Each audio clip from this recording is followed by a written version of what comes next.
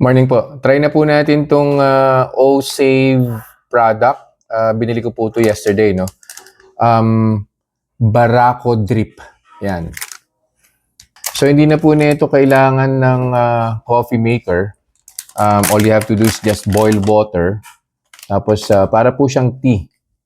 Yan. Para po siyang tea bag.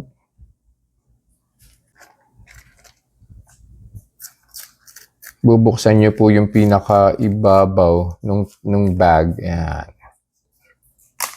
Tapos lalagay lang po siya rito sa tasa. And then bubuhusan niyo na po siya ng water, hot water. Dahan-dahan lang po siya. So para mag-drip lang po yung hot water dun sa pinaka coffee powder. Yan. Ang bango.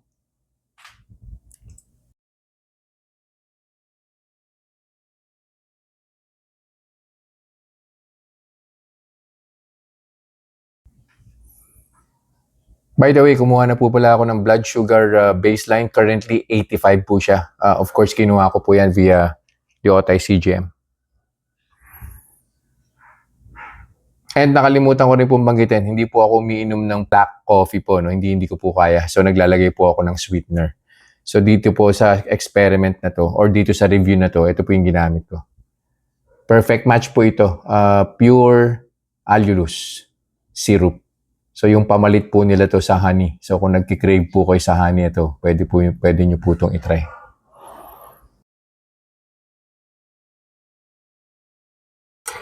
Balik po ako after siguro mga 1 hour lang po ito. Makikita na po natin kung may epekto po ito.